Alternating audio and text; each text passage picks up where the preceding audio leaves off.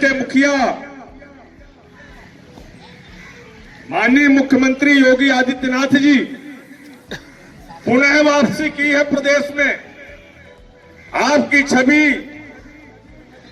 बहुत ही बेहतर है, शासनकाल भी आपका बहुत बेहतर चल रहा है। हम भी खुश हैं, प्रदेश की जनता भी खुश है, लेकिन खुश का मतलब यह नहीं होता। एक बुखार से खुशी होती है और एक अंतरात्मा से खुशी होती है। तो हम मुख से खुश हैं, अंतरात्मा से खुश नहीं है। क्यों? क्योंकि हमारा पेट नहीं भर रहा 1300 ग्रेड पे भी। हमारे परिवार की जीविका नहीं चल रही। हम अपने बच्चों को एक अच्छी शिक्षा नहीं दिला पा रहे। जो एक बाप का दायित्व होता है, हम उस बाप के दायित्व का निर्वाह नहीं कर पा रहे हैं। एक बेटे का दायित्व का निर्वाह नहीं कर पा रहे हैं। हम अपने बूढ़े मां बाप की अच्छा इलाज, अच्छा खान पान नहीं दे पा रहे हैं। जिसके लिए हम जन्मे हैं, हम उसको खुश नहीं रख पा रहे हैं। मुखार से खुश होने से मतलब नहीं है। हमारी अंतरात्मा से पूछिए कि हम कितना खुश हैं। खुश अगर होते, हमें तकलीफें नहीं होती, हम 40 दिन में इसका काफी ठंड में यहां पर बैठे नहीं होते और संघर्ष नहीं कर रहे होते।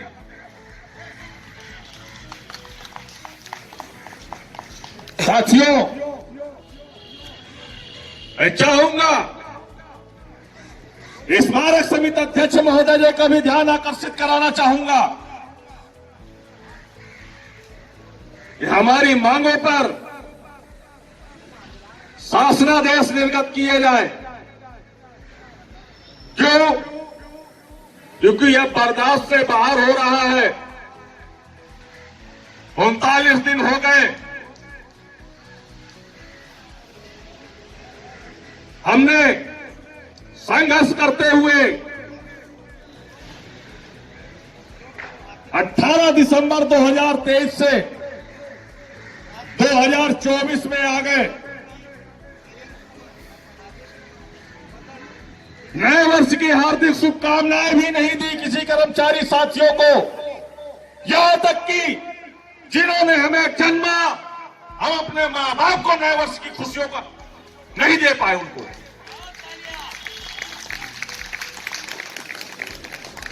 लेकिन जो हमारे मां बाप ने, हमारे गुरुजी ने हमें संस्कार दिए हैं, हमने उन संस्कारों का पालन करते हुए जो भी अपने दायित्व थे, दायित्वों का निर्वहन करते हुए धरना प्रदर्शन किए हैं।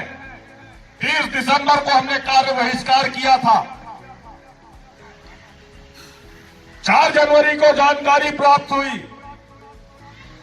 कि अंबेडकर पार्क आंतरिक क्षेत्र में सेना के सम्मान में कार्यक्रम लगा हुआ है।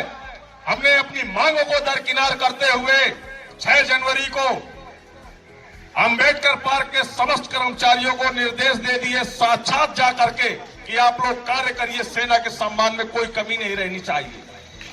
उनके कार्यक्रम को सफल बनाना है। हमारे साथियों ने 6 जनवरी को ही पत्थरों को चमका दिया जिस प्रकार से चमकते हुए मिले थे। उसके बाद भी अन्य परिक्षेत्रों में कार्य बहिष्कार चलता रहा, जो आंशिक रूप से था।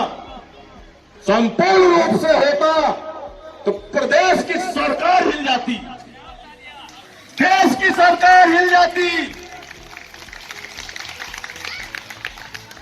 क्योंकि जिन संस्थाओं में हम काम करते हैं वो कोई साधारण संस्था नहीं है। देश से लेकर के विदेशों तक स्मारकों की चर्चाएं हैं। वो महापुरुषों के स्मारकों में हम लोग कार्यरत कर्मचारी हैं। हमने लाइटें नहीं बंद की, फाउंटेन नहीं बंद किए, केवल आंशिक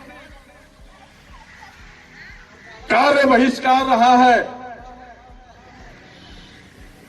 उसके बाद भी माननीय मुख्यमंत्री महोदय जी का दिशा निर्देश जारी हुआ कि 14 जनवरी से महास्वच्छता अभियान चलाया जाएगा 22 जनवरी तक। हमने फिर भी अपनी मांगों को दरकिनार करते हुए जो आंशिक कार्य बहिष्कार चल रहा था उसको संपूर्ण रूप से खत्म कर दिए कि प्रदेश के मुखिया माननीय मुख्यमंत्री महोदय जी ने निर्देशित किया है, उनके निर्देशों का पालन करना अति आवश्यक है। 22 जनवरी को प्रदेश के मुखिया माननीय मुख्यमंत्री महोदय अयोध्या राम मंदिर रामलला जी के प्राण प्रतिष्ठा के कार्यक्रम के लिए भी निर्देशित किया कि घर घर दीप जलेंगे, घर घर खुशियां मनाई जाएंगी। हम सारा दिन संघर्ष करते रहे, यहीं पर सुंदर कांड भी किए, यहीं पर पूजा अर्चनाएं भी की और रामलला के प्राण प्रतिष्ठा के कार्यक्रम को सफल बनाया यहां पर बैठे बैठे। जैसा जैसा हम लोगों को माननीय मुख्यमंत्री महोदय जी के द्वारा प्रदेश की जनता को निर्देशित किया गया, उसी प्रकार हम स्मारक समिति के भी कर्मचारी उनके निर्देशों का पालन किए। लेकिन यह संदेश केवल स्मारक समिति के कर्मचारियों की तरफ से जा रहा है कि हम सारे अनुशासन को पालन करते हुए संघर्ष कर रहे हैं और अनुशासन में ही रहते हुए अपने कर्तव्य निष्ठाओं के साथ संघर्ष जारी रखे हैं। इसलिए हमें मजबूर ना किया जाए, लाचार ना किया जाए, आक्रोशित ना किया जाए। अगर आक्रोशित हो गए तो 2014 में याद दिलाना चाहूंगा माननीय मुख्यमंत्री महोदय जी को, क्योंकि उस समय आपकी सरकार नहीं थी। समाजवादी पार्टी राष्ट्रीय अध्यक्ष अखिलेश यादव माननीय मुख्यमंत्री हुआ करते थे उस समय। इतिहास गवाह है इस बात का कि सन 1947 के बाद 10 नब्बे चौराहा कभी जाम नहीं हुआ। अगर जाम किया है तो स्मारक के कर्मचारियों ने जाम किया है। पुनः नहीं दोहराना चाहते हम। अगर आवश्यकता पड़ेगी तो पुनः दोहराना पड़ेगा। उस बार भी लाठियां खाई थी, उस बार भी आंसू गोले खाए थे, इस बार भी आंसू गोले ही नहीं, माननीय मुख्यमंत्री महोदय जी के राज में अगर तोप के गोले भी दाग दिए जाएंगे तो वो भी खाने के लिए तैयार है, क्योंकि हम इस बार आर पार की लड़ाई लड़ने के लिए उतरे हैं। करो या मरो, करो या मरो की स्थिति में हम लोग बैठे हैं और इस उद्देश्य से बैठे हैं कि अब यहां से मार के जाएंगे या तो कुछ ले करके जाएंगे।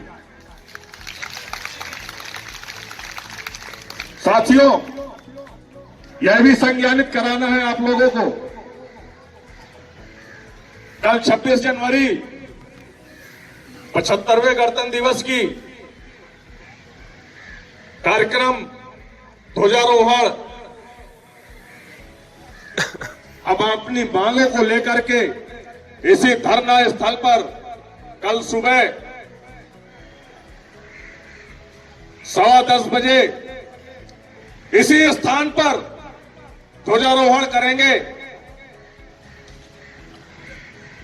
और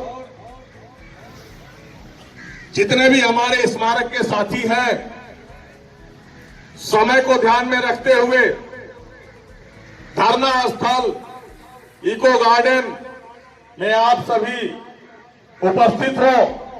कल गणतंत्र दिवस हम अपनी मांगों को लेकर इसी स्थल पे मनाएंगे, यही ध्वजारोहण होगा, यही मिष्ठान वितरित होगा।